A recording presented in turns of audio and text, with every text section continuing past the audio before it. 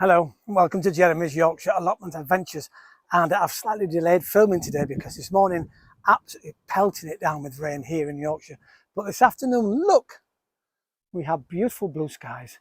The sun's been out now for a few hours and it's really lovely. A beautiful autumnal day, although these days they're up and down, still getting frost, still getting lots of rain, but then we are heading towards winter, of course. Well, at my feet I have two boxes. One's full of leaves, just picked, and the other, well, we just have to wait around and see. Welcome once again to Jeremy's Yorkshire Allotment Adventures. I hope you're sitting comfortably, I hope your feet are up, I hope you're relaxed, having a decent cuppa. And well, welcome to today's show.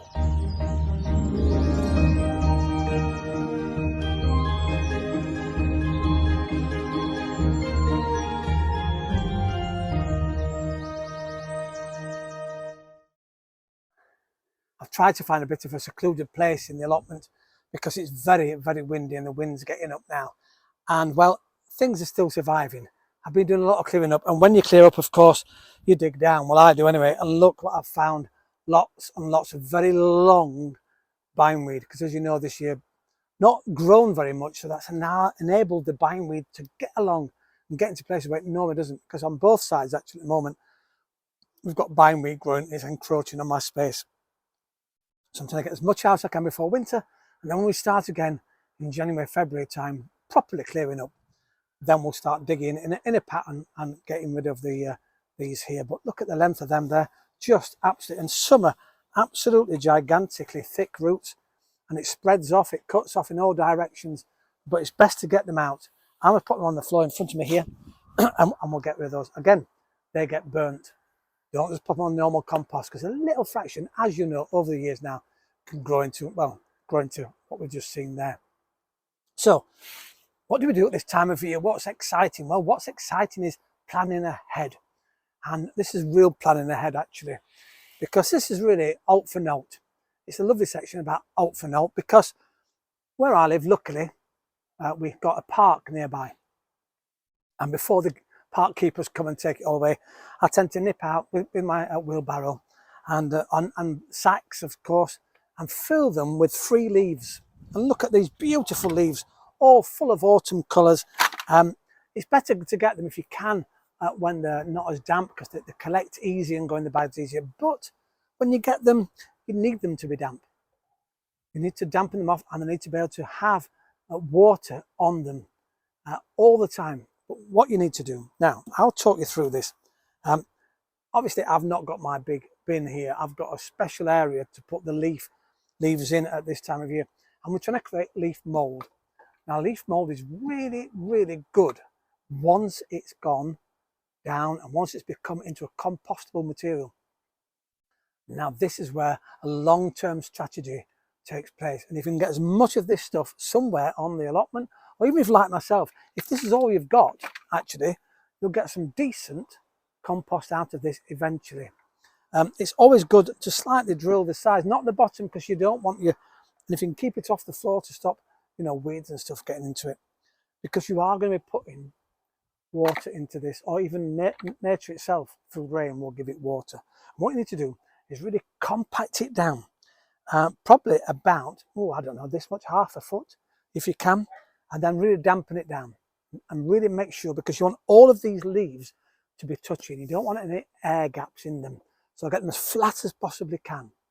And then once you've watered that layer, put another layer on top, flatten those down, get all the air out of them, and keep going until you've got a bin full of them. Now, this is where you have to be very patient as a gardener. You have to sit back, keep monitoring them, but it could take between 6 months and 2 years. Yes, 2 years, depending on how big your stack is and how much you've got, for these to turn into absolutely gold for your growing area to use them. Now, you want them to go from this, forgive me a moment, I'm going to put that down here if I can, get my gloves on, because even though it's absolutely beautiful stuff, it smells gorgeous, there's no stinky about it, it weighs an absolute ton. Oops, there you go, I've crushed whatever was under there, and this is what we need for the garden. I've taken a picture of it, and it's just absolutely beautiful, beautiful leaf mould. This has been there about 2 years now. It has some sticks in it because obviously when you're brushing things up, you can't help but get all the debris into it. But again, this debris is broken down. It just breaks off. It's really soft and subtle. There's not a smell about it. It's absolutely beautiful, nutritious. Of course, you get the odd stone. That's a stone. That'll be taken out, popped somewhere safe for later on with the stones, maybe put onto a path somewhere. But this is absolute gold. You can buy it, of course, into compost. Look at that big stick. But again, look how it just breaks up. And this will be brilliant when you put it in the soil. It really helps to aerate the soil as well. It gives a really good composting material to anything you're growing. And this, I say, this is actually probably well over 2 years old. Lots of leaves, all for free. This is a job you should be doing now. Get out there, get collecting those leaves. And if anybody asks, just saying you're collecting pure gold that will come right in 2 years' time. Brilliant stuff. I love it. Absolutely love it. As we say in Yorkshire, this is out for note, and I have a whole stack of it somewhere else. So that will be going into the soil next year. Not now. I'm going to save it. I'm not going to let the rain wash away the goodness. I'm going to save it until we start next year and it'll be dug into the beds again, as well as the compost, as well, of course, the manure. So I'm really, really pleased. So yeah, no matter where you do it, big, small, in a bucket, leaf mould, over the next year or so, you can do it. Some people are actually put it into plastic bin liners. The only problem with that is it does help, it does rot it down. You see farmers actually on their fields with their great big wheels. You've seen those massive big black lined wheels of all the stuff that they get off there. All the hay turned into silage, of course, for the cows over winter, and that rots down beautifully because inside, of course, it's all wet. One microcosm gets really hot, steamy, and it breaks down. Well, this is the same here, except we do need to get some water every so often to be able to help that process, because you want mould to form. Yes, that's why it's called leaf mould. That's funny. Anyway, enough of leaf mould. It's brilliant stuff. Get yourself on it over this time between September, of course, October, when the leaves are falling. Get as many as you can. Make yourself a little area and you'll never ever look back.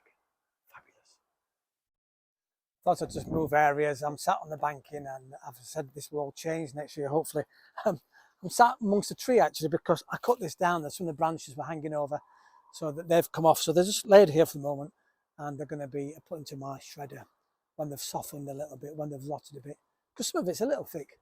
But if I can break it up and chop it down, get it in the shredder, and it'll be great mulch for early next year. Anyway, let's pop across, shall we, to one of my subscribers, and to Darren in Wakefield.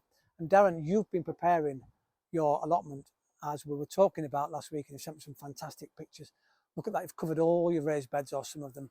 You've got some of the raised beds ready, prepped. They've all got composting, and they're all getting ready, and manure, of course, getting ready for next season. A brilliant thing. Your strawberries, you've cut those back, and they're just sitting, waiting for next year too. You've actually sown some onions. Now, this is a great experiment, and I don't know whether you'll do it as an experiment, but fantastic. You've had some in your greenhouse, and well, 1 or 2 are coming up. But then, of course, you've got your cold frame, and in the cold frame, it's doing a lot better. They're sprouting more, and here's a photograph of those. So this is the ones that are sprouting more. These are from the cold frame. The 1 or 2 coming up is really nice, and then this photograph is from inside the greenhouse, and as you can see, there's not as many. So you could have a bit of a competition. Now, Darren's cold frame, he made it himself. Well, we've got a bit of wobble on the camera. I told you it was windy, didn't I? So I'm hopefully going to get through this piece without my microphone picking it up too much. So yes, Darren's made his own cold frame, and here's a photograph of the process. Absolutely brilliant. Off the ground, built it quite a large cold frame, but really, really good. And again, out for note, it got the glass part at the top. Possibly, Darren, I think you said it was either a shower screen that had been left or something similar, and you've used that for the top of your cold frame. And in the cold frame, the onion sets are doing really well. So do you move them all in there? And here comes the wind. I'll try and cover the microphone up a moment, and we'll do a couple of more shots from Darren's allotment. Look at this, it's really, really organised. Fantastic, Darren. And well, you're still surprised. inside the greenhouse, your peppers are still producing peppers. How fantastic. What a beautiful picture. Well, thanks Darren for those. Really, really good to see what you're doing. I've had some lovely comments and lots of you are preparing for the winter months. This is a little heads up now before I go today. Next weekend, so next Sunday, here in the UK, is a time where we put the clocks back. Yes, it's spring forward, fall back. And I know fall's an American term, but fall back, so it means the clocks will go backwards next week. So, darker nights ensue, don't they, from now on in, well, from next week. So if you need more light, this is the week to get out here and get stuff done before it gets too dark. Although when we get home from work now, it will be dark, and if it starts to go dark from 3 o'clock onwards, it will next weekend. I will remind you next weekend, again, if you're here in the UK, and to put your clocks backwards. Don't forget, otherwise you'll be getting up too late. Well, it's great to have you on board. Thank you all for your comments. I hope the wind has not destroyed this too much. I'm going to get off inside now and start preparing to do the edit on the video. It's great to have you here. Good to see you. Ta-ra for now.